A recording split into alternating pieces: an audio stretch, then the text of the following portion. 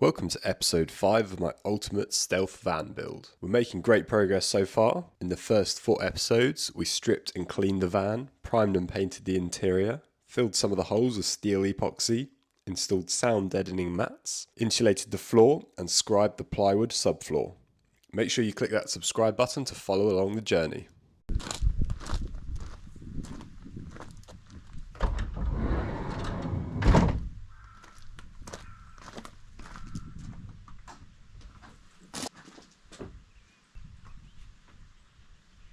Good morning guys, welcome to the next episode. Hopefully in the last episode you saw the floor that I'm now sitting on. Preparing the structure and insulating it, ready for the plywood which we cut around the shape of the van, put in place but not yet secured down. In this episode I'm going to remove the bulkhead and start on the first fix wiring. But before I do that, there is some old wiring throughout the van that I do need to remove. This van was previously an AA van in the UK. So for any of you non-UK folk, that is a car recovery service like the RAC, providing roadside assistance. So that was what this van was used for, so it's pretty well looked after. However, it did have a lot of stuff inside it and lights on top and things like that, so there's a lot of these wires, kind of old wires running through the van, running through some conduit which I'll try and reuse, and behind these plastic, I guess, wire protectors which I need to remove. Once I've done that and removed the bulkhead, I'm going to have a look at the battery, the actual car battery, which is sitting behind or underneath the driver's seat, and work out where I want to route the power coming from the battery there, which will go into my leisure battery. Now in terms of the electronics for the van, the leisure battery and the rest of the electronics are going to sit approximately here on the right side behind the driver's seat. There's going to be the freshwater tank there over the arch wheel, and over this side will be the water heater system. Not entirely sure yet. I'm going to have a fold down shower here roughly.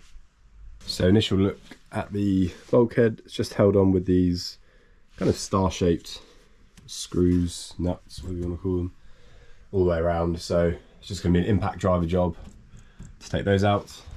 I want to reuse this light here, it's quite a nice light actually, and the ceiling lights for the in-storage lighting and the lighting for when you lift up the tailgate as well, so that it will shine down onto the ground, so you've got some nice kind of working area behind the van. For any of you wondering, the hex head thing is a TT30 head for the impact driver to fit these screws.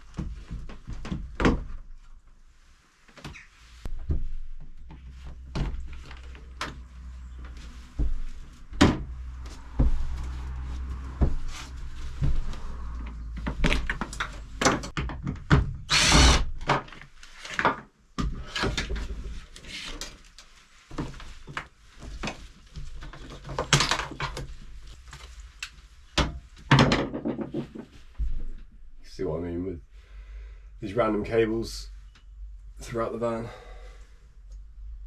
I'm going to guess these would power the kind of like breakdown lights, the emergency lights in the ceiling on the outside.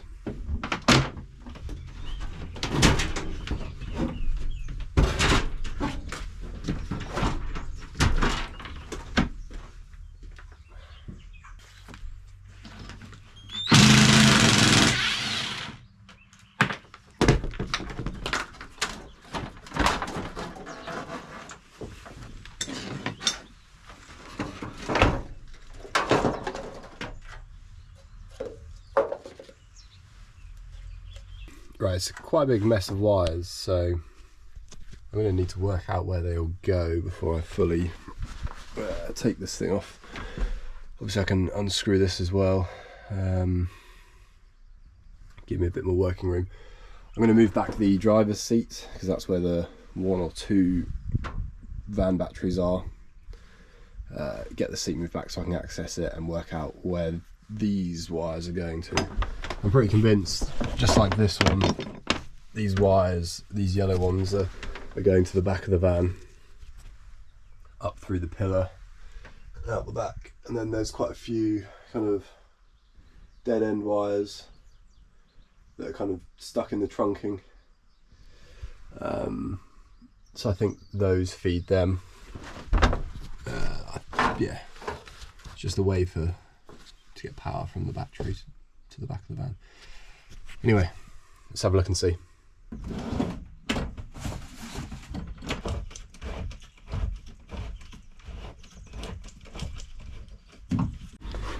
So I've moved the seat as far forward as I can get it. Something I've initially just found actually is this little cap here. I think it's hiding like a bus bar that allows you to link up to the batteries in the seat without having to go through, like drill through the seat, which if it is, I need to explore more. But I mean, that'll make life easier, linking up to the battery. Because the charger I'll be using has 3 methods of charging. One is solar, one is from the batteries here, and the other is obviously from the mains hookup. That's the Renogy solar battery DC to DC charger. So yeah, let's explore this a little bit more. Okay, so I've cleared away as much of the wiring here as possible and up through the ceiling. I'm not going to start touching this stuff because it says things like handbrake on it, which obviously I don't fancy messing with. So what I'm going to do is I'll tidy this up in some way, build a little enclosure just to keep it all tucked away. What I have done though is in the back of the seat there are these little vents with like insulation. So what I've done here is cut away a small piece of that in this vent using 2 of these grommets that I've bought. I knew they'd come in handy. Putting them in there so that if I need to feed wires through to the battery, I can, instead of using the bus bar, which, yeah, basically just copying what the van had already done here. They've sent the wire through into for the negatives into the enclosure. Actually, I would definitely be using the run through and tie it directly to the battery, because the bus bar cover does say 3x60 amp max. I'm pretty sure I need higher than 60 amp to for this. So yeah, we'll use the run through. Perfect, we're looking much cleaner, a little bit tidier. As you can see, that is all cleared. Took a while. As I said, I'm going to leave some of that electronics. I'll probably hide it in whatever step I build. It's going to go here. Obviously this section will be in a cabinet anyway, with that behind the wall as well, so that'll be nice. Feeling much better about that. So next step is using my own conduit, just some 20mm, 10 meters of it. 10 meters of it. Hopefully that's enough. If not, obviously I have to just get some more. We're going to start running some from the battery and this area here up through the pillars. 1 pillar, 1 at the back, and the middle pillar as well. For the lighting, any electronics that I need on this side, and then obviously down on the other side I have an outlet bit somewhere around this end as well, perhaps for the fridge over here under the bed. So we'll have some conduit coming out this way as well, which would be nice.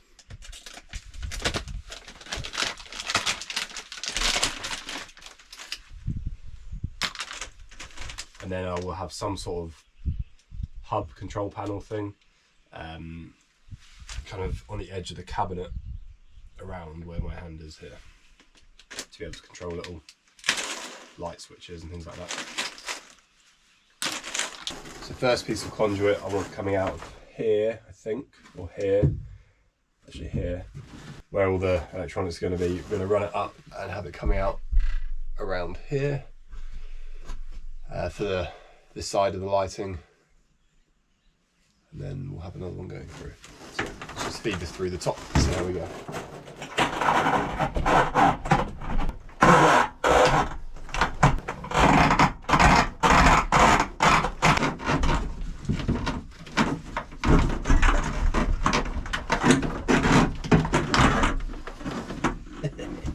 It worked. So we'll cut this section off. That is going to be for the light around this area. Okay, slight change in plan. On these roof beams, I can only really get one piece of conduit through and down. So what I'm going to have to do is I fed conduit from that side, which I will feed down through that column, up and in to here, and I have to create like some sort of junction for any wiring that I need to like split off, but we'll have the main wire kind of coming off down to that side. I think that should work.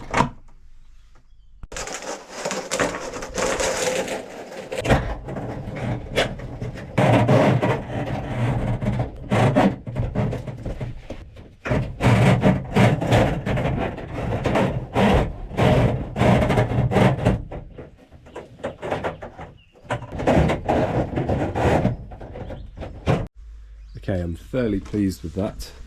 We've got the conduit running from the left up top out to here, then split it.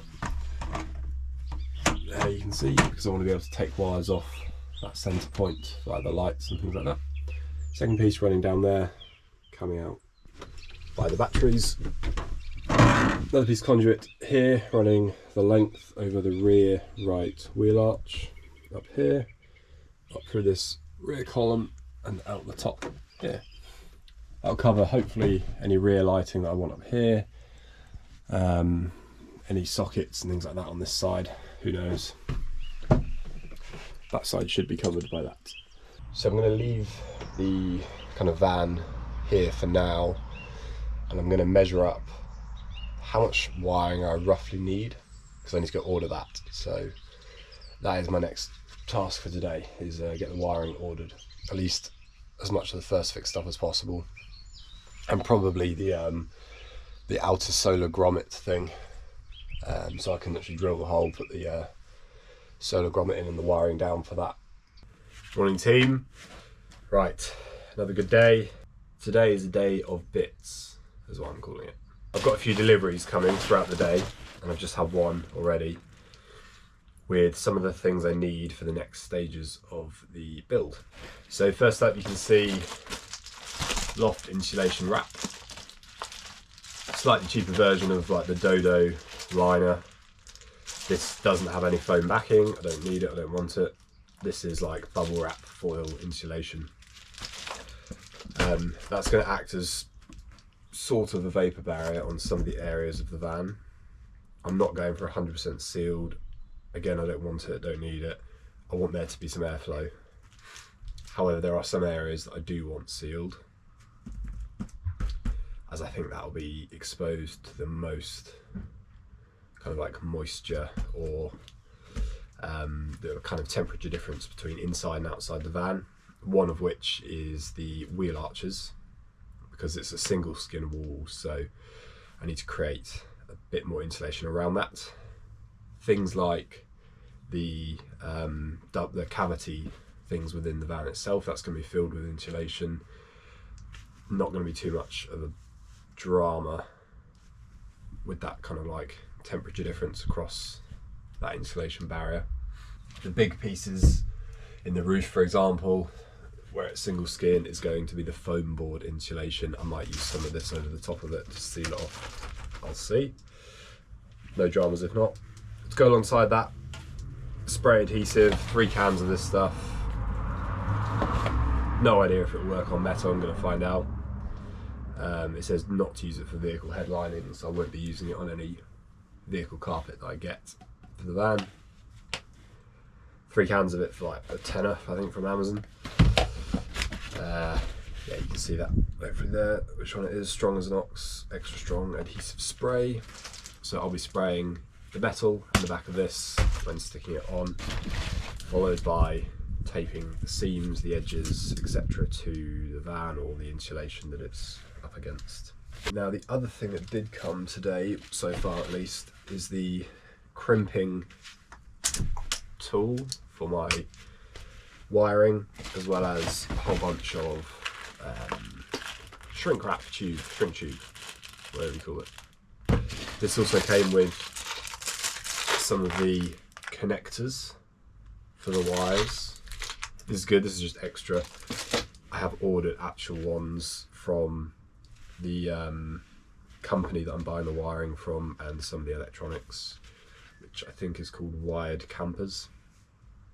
So I've got later today a whole bunch of the thicker cabling, battery wire, stuff to go through the roof, etc. I'll take you through that in a little bit. Let's get started with cutting up the shape for things like the wheel arches and stuff, and start sticking that stuff down.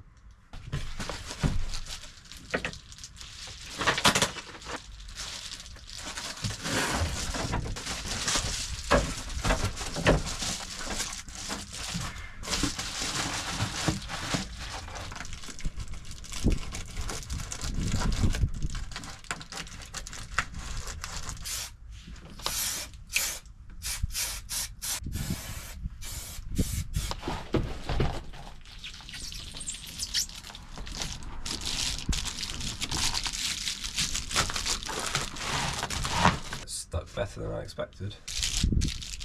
Jesus.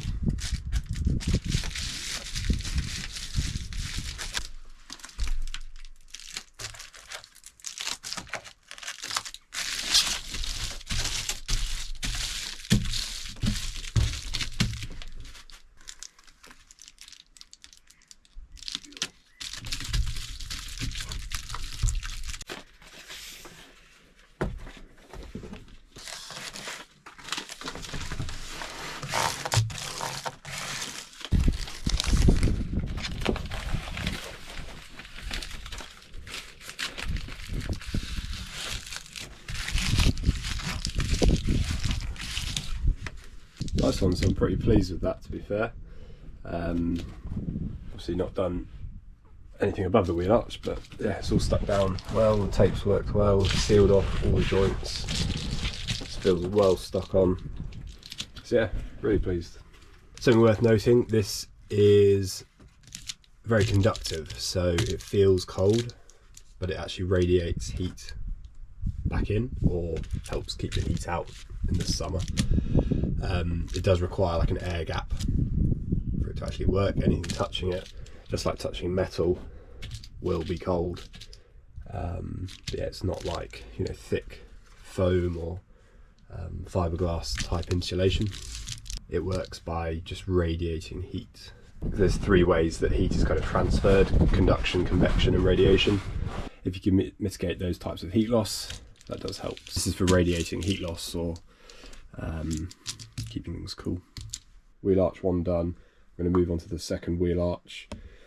I'm not going to use that insulation on anywhere else just yet, because for example like here, that's going to be packed with the recycled bottle insulation from Dodo Mat and or B&Q. So that radiating barrier is going to be across the top of it, sealing it all in once I've actually completed the insulation and the wiring. So obviously I can't do that yet. I do have the wires coming later today. That's going to be a job for tomorrow or the day after.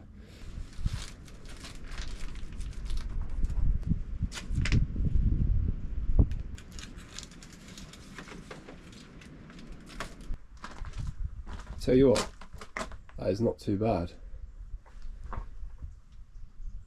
Both wheel arches sealed, insulated, looking pretty tidy. Love it. Happy days.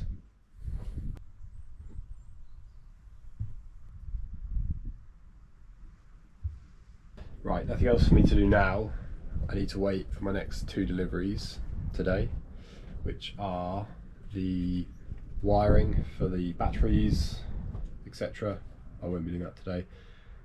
The thinner wiring cabling that will be used for powering the appliances. So that's what I'll be feeding through the conduit that I've installed already in the van.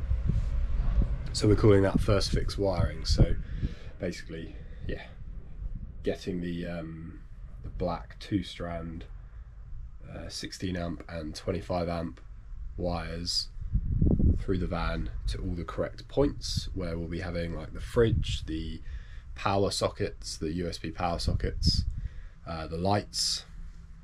I've actually ordered a 12-way splitter for the lights. So there's a little junction box that will sit in the roof. The 6 or so lights that I'll be putting in the ceiling will go into that.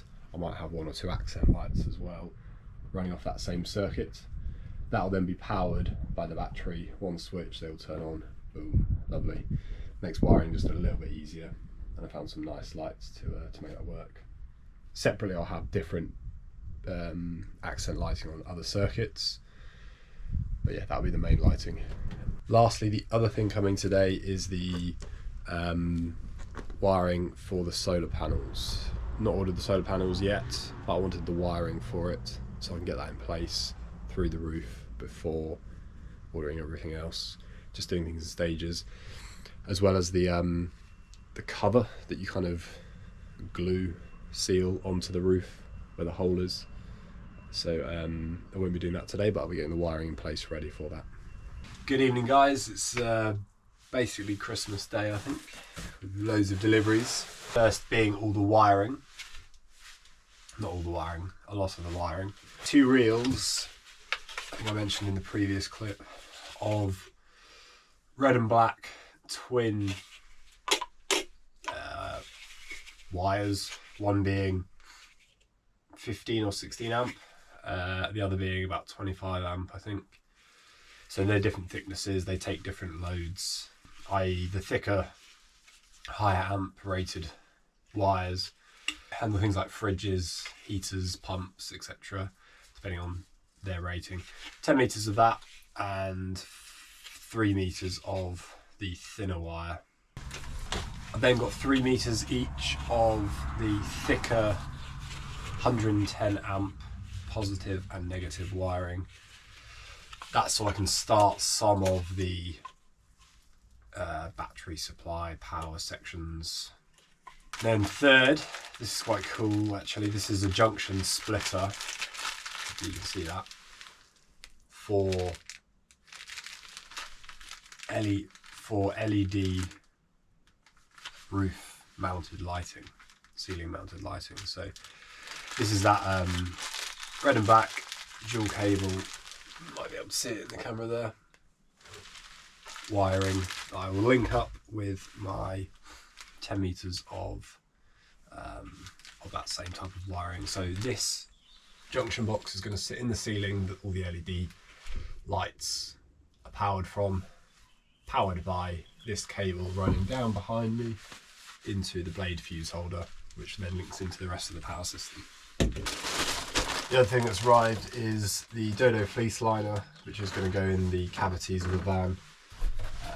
I think it's 10 or 20 meters in it, can't remember. See how we get on with one roll. If not, I'll be going to B&Q to pick up their version of this, which is a little bit cheaper. So what I'm going to do is just take the reel, start feeding it through the tube that I want it to go through, out of here, and then cut it off at this end.